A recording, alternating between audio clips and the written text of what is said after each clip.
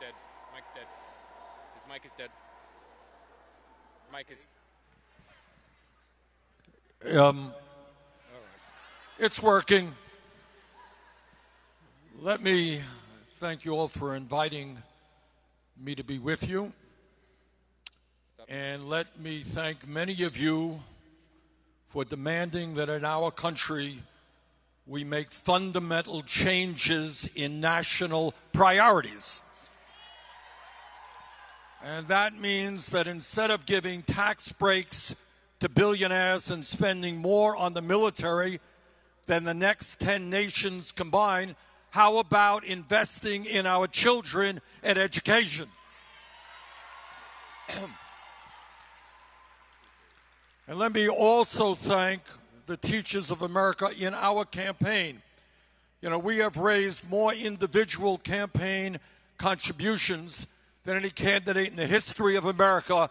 And guess which profession is at the top of the list? It is teachers. Thank you very much. And when we talk about education, we're talking about more than schools. We're talking about ending the disgrace of this country having the highest rate of childhood poverty of almost any major country on earth. We're ending the absurdity of children coming to school who are hungry, children coming to school from challenged families and not getting the help they need from psychologists and others within school systems. 30 seconds left on this timer.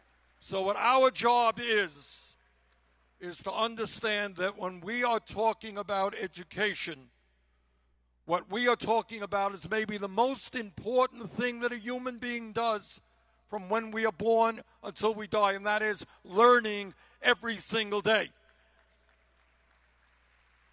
And my goal as President of the United States is to work with you in making sure that when kids come into public schools, and together we're going to create the strongest, best public school system in the world. When they come in, we're going to have universal, high-quality, affordable child care. We are going to make sure that every teacher in this country is adequately paid. That means at least $60,000 a year. It means that we triple funding for Title I schools and substantially increase funding for the IDEA. So with that, I think I've overstepped my time here. Thank you.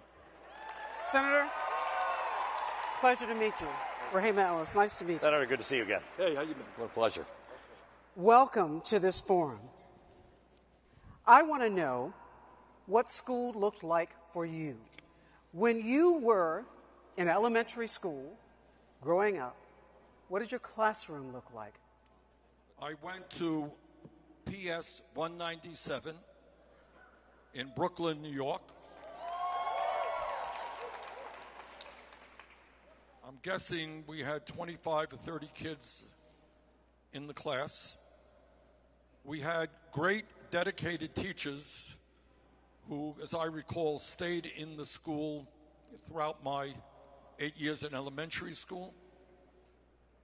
To be honest with you, I spent most of my time on a basketball court or playing softball. But for me, elementary school was an incredibly positive experience, as was the public high school that I went to, James Madison. How many students in your classroom were black? One. That was in elementary. How many students in your high school, in the class that you were in, were black? It was a minority, but a lot more than one. Well, it wouldn't be hard to be a lot more than one.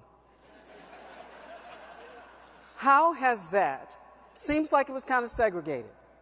We've resegregated in this country, even though there was a Supreme Court decision that said that wasn't a good idea.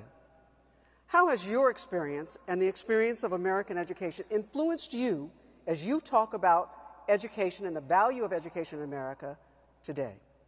Well, it's experienced me in the sense of understanding that many of our kids, especially kids in struggling communities that are often black and Latino, are living in communities where they are dependent on the property tax, but in those neighborhoods, the property tax does not provide the kind of funding that the schools need, which is why I believe we've got to break our dependence on the property tax, something I try to do as mayor of Burlington with a little bit of success, and make sure that every school district in this country gets the funding they need, and that includes tripling funding for Title I schools. Let me ask, what would you do to desegregate schools in America, and do you think that's important? Sure, it's important.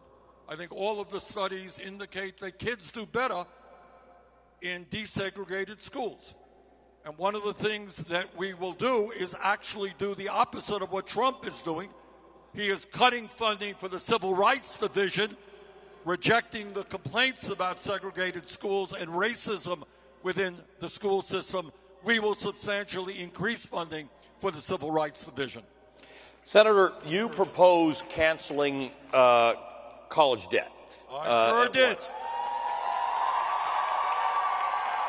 So you and I have a lot of conversations about the way things go where I come from in Canada and how some of these things work better. Here's my one question about canceling student debt. Even if it's from public universities, there are people graduating from professions who do very well or in high demand, engineers, coders, and other professions. Philosophically, I know you want to cancel that student debt. Economically, given how much it costs, is there a way to look at this where you don't cancel the student debt of people whose debt doesn't need to be canceled? Well, I look at it a little bit differently. Number one, trust me that those people who make a lot of money, who are very wealthy, probably not going to be voting for me because we're going to be raising their taxes very substantially. But what I have to say is I do believe in the concept of universality. You know, in Canada, whether you're rich or you're poor, you can take advantage of the healthcare system. In this country, Donald Trump's grandchildren could go to a public school if they wanted, even though he's a billionaire, or he says he's a billionaire. We don't know if that's true. All right. So I look at it the other way. I think what is simpler and more straightforward is A, making all public colleges and universities tuition free for all people, and B, canceling all student debt, and in this case, paying for that through a modest tax on Wall Street speculation. Senator, you, help me if I'm wrong, but I think you did not support No Child Left Behind. You didn't vote for it. Is that correct? Yes. You didn't think it was.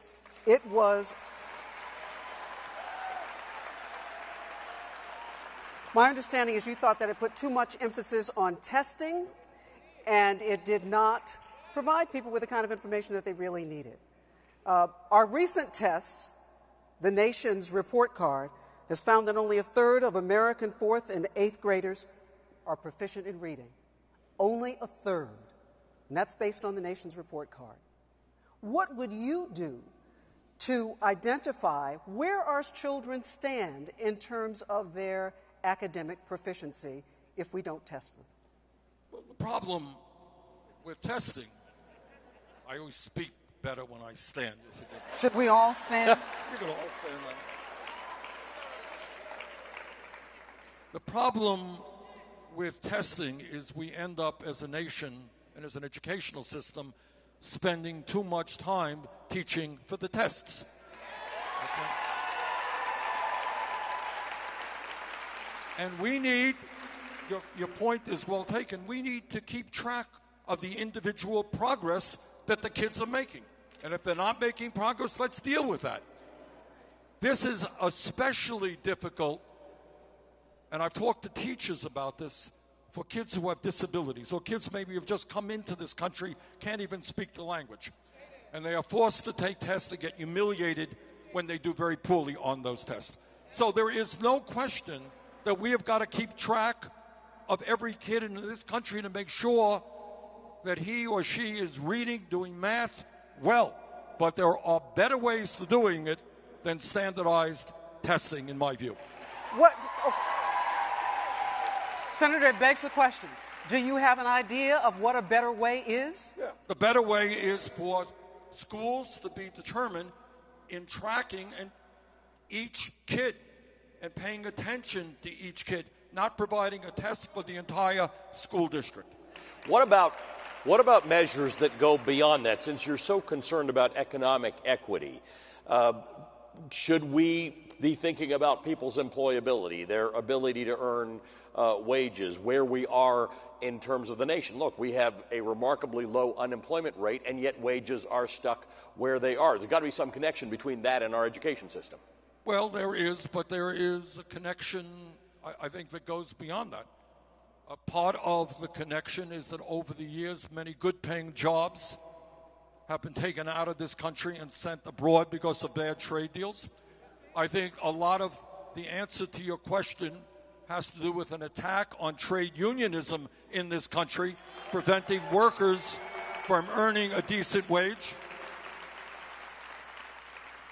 So I think our goal, you're right, unemployment now is relatively low, but half of the people in this country are living paycheck to paycheck, and most of the new jobs being created are low-wage jobs.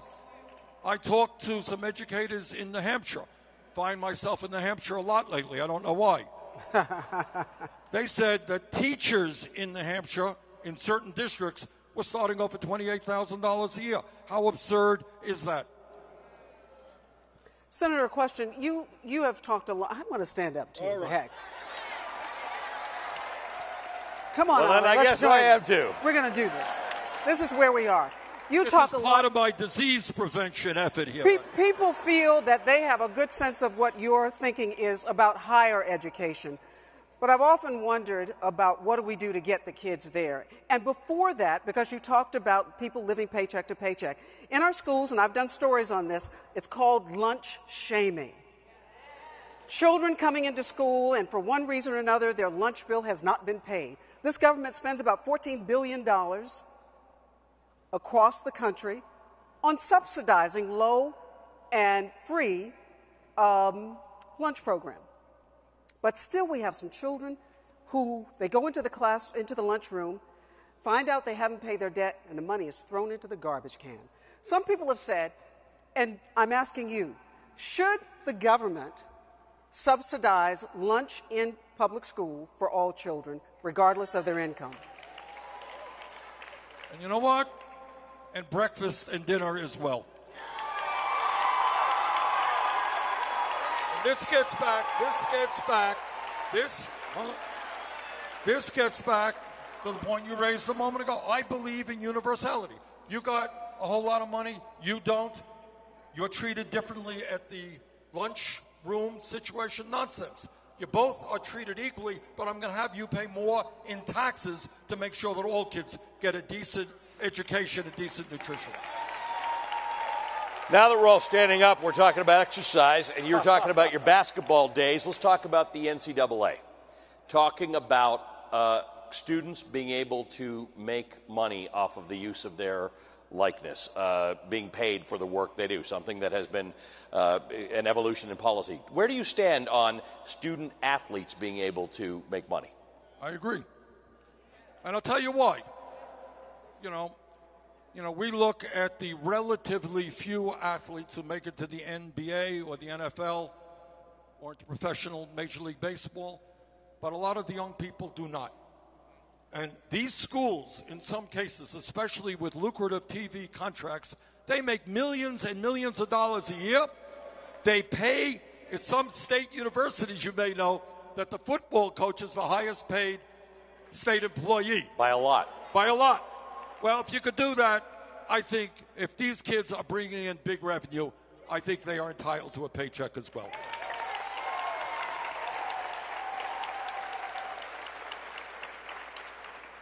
Senator, I'm curious about your opinion about the philosophy of education in this country. We talk about it, and sometimes it seems like we're just talking about children. But what importance is it for a nation to make certain that its children are educated? In the international test that just came out, PISA just came out, it found that only 14% of American students could distinguish between a fact and an opinion. We're in a very troubled time in this country right now of people mixing facts and opinions. Yes. And only 14% of our 15-year-olds could tell the difference. What does it matter in this country if our children cannot tell the difference? You know the answer to that. It matters in the sense that if we cannot tell fact from fiction, we're going to lose our democratic traditions in this country. Look, I happen, maybe I'm old-fashioned in this regard, and I don't mean, I know I'm talking to educators. This is what I believe. I think that education and learning is an inherent part of being a human being. And that just means not in school. It means before we get to school, it means after we get to school. And we want, and maybe the most important point I can make to educators today, we need a revolution in terms of how we feel about education and learning. All right? We have got to, when you talk about the importance of education, it means that we want all of our kids, whether they're black or white or Latino, to get a high-quality education because that is what this country is supposed to be about. And it also means that if you prize education, you got to respect the educators who provide that education. I mean, it does say something about our country that there are teachers out there who are working 2 or 3 jobs, people who are leaving the profession. Met somebody recently, a woman whose son wanted to be a music teacher. He got a better paying job working at a state liquor store. There's something wrong about that. I want the best and the brightest young people in this country to say, I am going into education, I'm going to be a teacher, and I'm so excited about that, and I'm going to earn a decent living in doing that. Senator, thank you. Let's go out to the audience. We've got a lot of questions for you, starting right over there. Good afternoon. My name is Jessica Tang. I'm a middle school social studies teacher. I'm also a proud union member of the American Federation of Teachers and current president of the Boston Teachers Union. I have a question from one of our members. Public education has been under attack, and educators across the country have felt so demoralized and disrespected that over the last 2 years, they've been going out on strike and walking out of their classrooms to demand adequate resources for their students, better wages, and in many cases also protections and rights for immigrant students and families. Educators have been speaking out and taking action on social, racial, and economic justice issues with the support of unions across the country, despite unrelenting attacks on the right to organize from deep-pocketed anti-labor and anti-union forces. Can you please share why having a voice on the job is so important and what you would do to make it easier for teachers and employees to organize? Number one, at a time of massive income and wealth inequality, at a time when many of our school districts are grossly underfunded, at a time when teachers are leaving the profession because they are, compared to the education they have, earning substantially less than other people. I want to applaud teachers for helping to lead a political revolution in this country. All across America, in so-called red states, Oklahoma, West Virginia, Kentucky, we have seen teachers standing up, fighting not only for their rights as workers, but equally important for their kids and decent funding so their kids could get the education they deserve. I am, perhaps, have the longest and strongest pro-union voting record in the United States Congress. I have introduced and will implement as president the most sweeping pro-labor law reform in the modern history of this country. And what it will do is allow 50% of workers in a bargaining unit plus one. If they sign a card saying they want to join a union, they will have a union. If an employer or a school district refuses to negotiate a first contract, there will be severe penalties placed on that employer. Our legislation repeals Section 14B of the Taft-Hartley Act to do away with so-called right-to-work states. And our legislation makes it clear that all workers in this country have a right to strike if they deem that necessary. We have another question here in the center.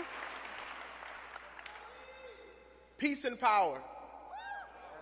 My name is Devontae Johnson, and I am a youth organizer with Detroit Action for a New Economy, which is an affiliate of the Center for Popular Democracy Action Network.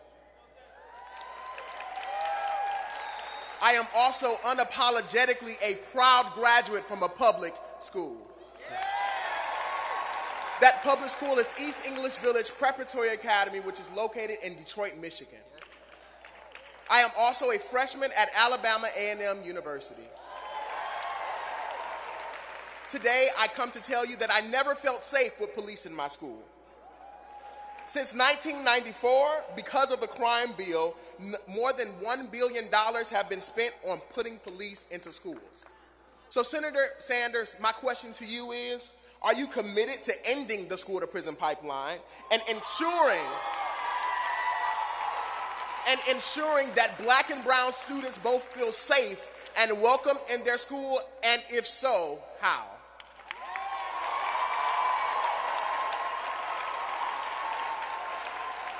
Thank you. Thank you for that important question. And the answer is absolutely. I am committed. And that is one of my highest priorities. We have a criminal justice system in general, which is not only broken, but it is racist. Yeah. We have more people in jail than any other country on earth, including China, 4 times our size.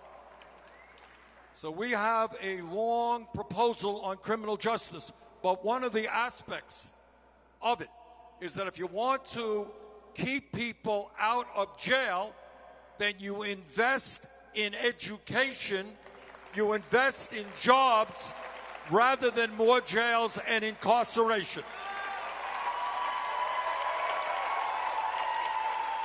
And I will tell you what else we do. What we want, your question is, how do we create an environment where kids feel safe and secure in schools?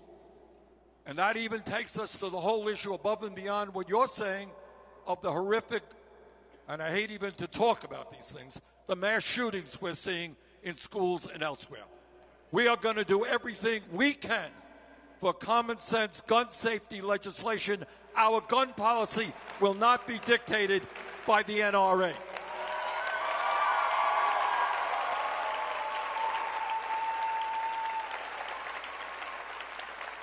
So our goal is, and listen, we are the wealthiest nation in the history of the world. We have the resources not only with teachers, but support staff to make sure that our kids get the attention that they need so they don't drop out of school and get into trouble. And by the way, let me also add, as part of our criminal justice platform, we're going to end the so-called war on drugs and legalize marijuana in every state in the country.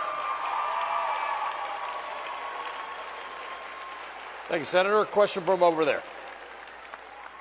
Hello. Before I introduce myself to you, I just want to remind everyone that today is the 7th anniversary of Sandy Hook in Connecticut. Senator Sanders, I'm Cindy Lawn. I'm an instructional assistant at the Council Rock School District on the other side of the state. And I am also a very proud member of the Pennsylvania State Education Association.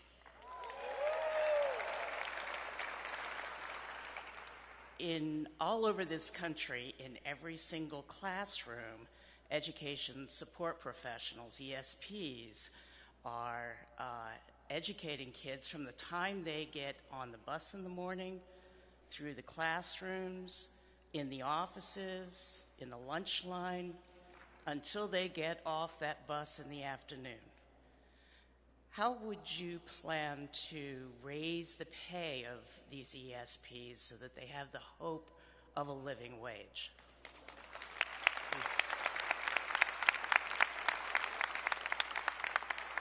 Thank you for that important question. For a start, you're looking at the member of Congress who has written the legislation that would call for a $15 an hour national minimum wage. No worker in America, in a school system or anybody, anyplace else, should earn less than that. We are also, in our educational proposal, proposing to triple funding for Title I schools. And that means there will be substantial new revenue coming into those schools, and the purpose of that revenue will be to raise salaries for teachers and support staff. I do know how important support staff is for the running of a good school system. So thank you for what you're doing, and count me in as an ally for support staff. Senator, thank you. Thank you to all of you. We are going to be hearing from Tom Steyer in just a moment, but our gratitude to Senator Bernie Sanders. Thanks, Phil. Good to see you. Senator, thank you very much. Really appreciate it.